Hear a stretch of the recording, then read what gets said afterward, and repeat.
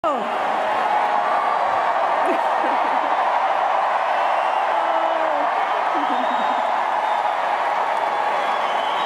all. Thank you so much. You know, it's hard to believe that it has been 8 years since I first came to this convention to talk with you about why I thought my husband should be president. Remember how I told you about his character and conviction, his decency and his grace, the traits that we've seen every day that he served our country in the White House. I also told you about our daughters, how they are the heart of our hearts, the center of our world, and during our time in the White House, we've had the joy of watching them grow from bubbly little girls into poised young women, a journey that started soon after we arrived in Washington, when they set off for their first day at their new school. I will never forget that winter morning as I watched our girls, just 7 and 10 years old, pile into those black SUVs with all those big men with guns. And I saw their little faces pressed up against the window, and the only thing I could think was, what have we done? See, because at that moment, I realized that our time in the White House would form the foundation for who they would become, and how well we managed this experience could truly make or break them. That is what Barack and I think about every day as we try to guide and protect our girls through the challenges of this unusual life in the spotlight. How we urge them to ignore those who question their father's citizenship or faith. How we insist that the hateful language they hear from public figures on TV does not represent the true spirit of this country. How we explain that when someone is cruel or acts like a bully, you don't stoop to their level. No, our motto is, when they go low, we go high.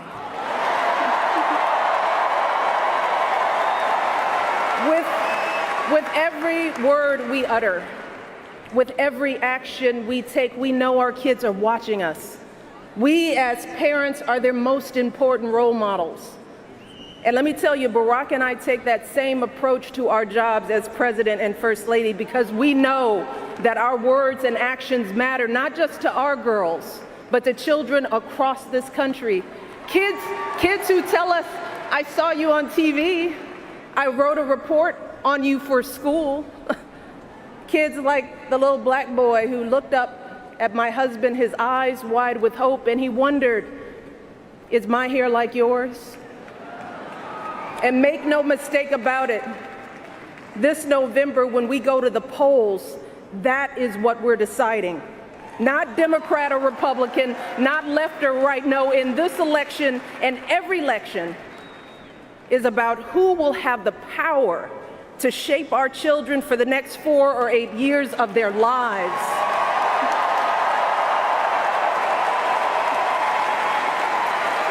And I am here tonight because in this election, there is only one person who I trust with that responsibility. Only one person who I believe is truly qualified to be President of the United States, and that is our friend Hillary Clinton.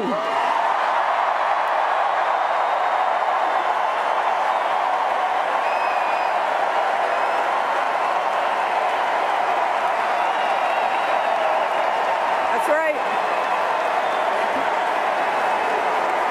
See, I trust Hillary to lead this country because I've seen her lifelong devotion to our nation's children.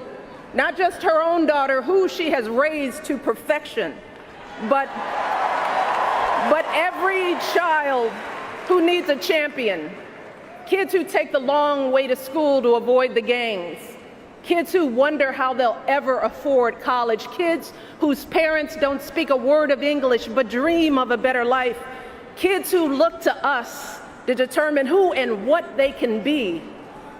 You see, Hillary has spent decades doing the relentless, thankless work to actually make a difference in their lives. Advocating for kids with disabilities as a young lawyer, fighting for children's health care as First Lady, and for quality child care in the Senate.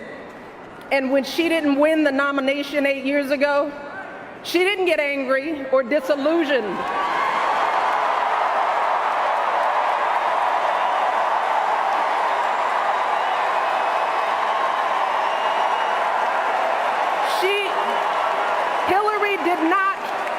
Hillary did not pack up and go home, because as a true public servant, Hillary knows that this is so much bigger than her own desires and disappointments. So she proudly stepped up to serve our country once again as Secretary of State, traveling the globe to keep our kids safe. And look, there were plenty of moments when Hillary could have decided that this work was too hard, that the price of public service was too high, that she was tired of being picked apart for how she looks or how she talks or even how she laughs.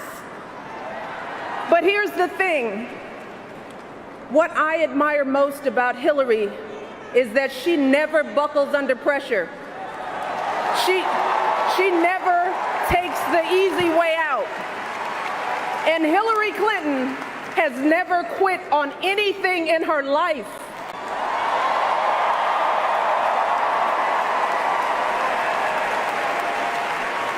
And when I think about the kind of president that I want for my girls and all our children, that's what I want.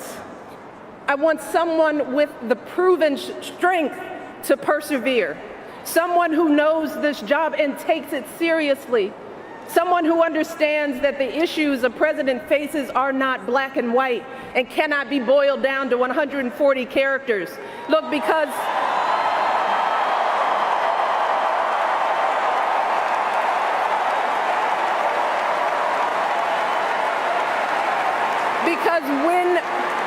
when you have the nuclear codes at your fingertips and the military in your command, you can't make snap decisions.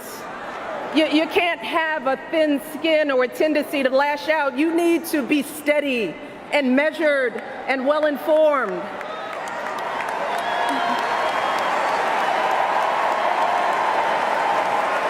I want a president with a record of public service, someone whose life's work shows our children that we don't chase fame and fortune for ourselves. We fight to give everyone a chance to succeed. And we give back even when we're struggling ourselves, because we know that there is always someone worse off. And there, but for the grace of God, go I. I want a president who will teach our children that everyone in this country matters. A president who truly believes in the vision that our founders put forth all those years ago, that we are all created equal, each a beloved part of the great American story. And when crisis hits, we don't turn against each other. No, we listen to each other. We lean on each other, because we are always stronger together.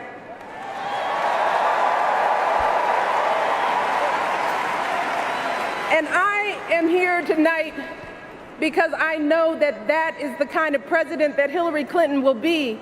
And that's why in this election, I'm with her.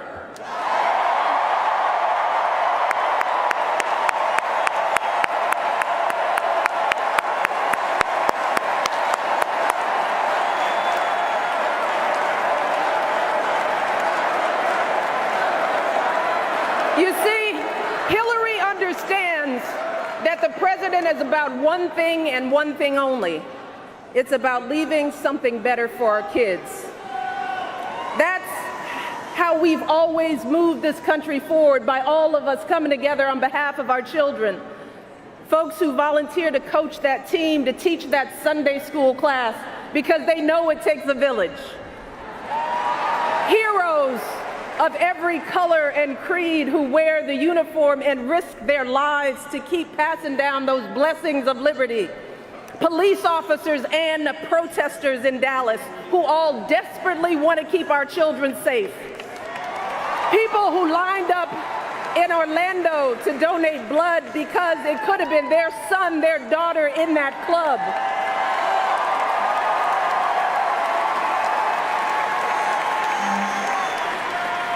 Leaders like Tim Kaine,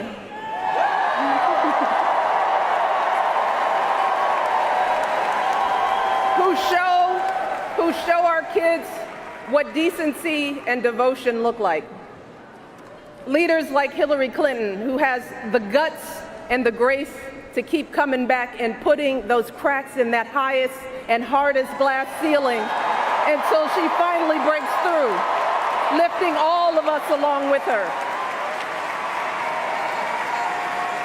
That is the story of this country, the story that has brought me to this stage tonight, the story of generations of people who felt the lash of bondage, the shame of servitude, the sting of segregation, but who kept on striving and hoping and doing what needed to be done so that today I wake up every morning in a house that was built by slaves.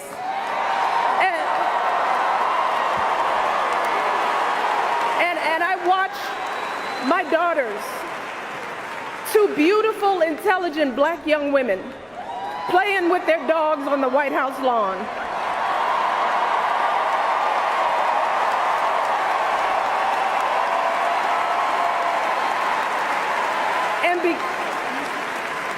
And because of Hillary Clinton, my daughters and all our sons and daughters now take for granted that a woman can be president of the United States.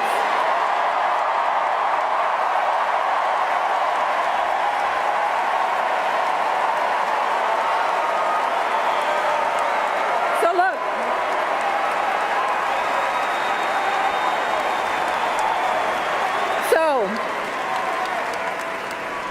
don't let anyone ever tell you that this country isn't great, that somehow we need to make it great again, because this right now is the greatest country on earth.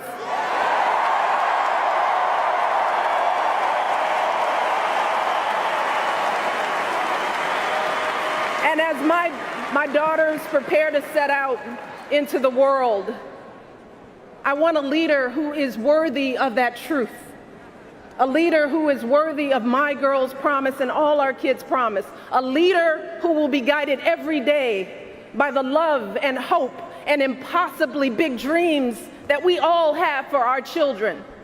So in this election, we cannot sit back and hope that everything works out for the best. We cannot afford to be tired or frustrated or cynical. No, hear me. Between now and November, we need to do what we did 8 years ago and 4 years ago.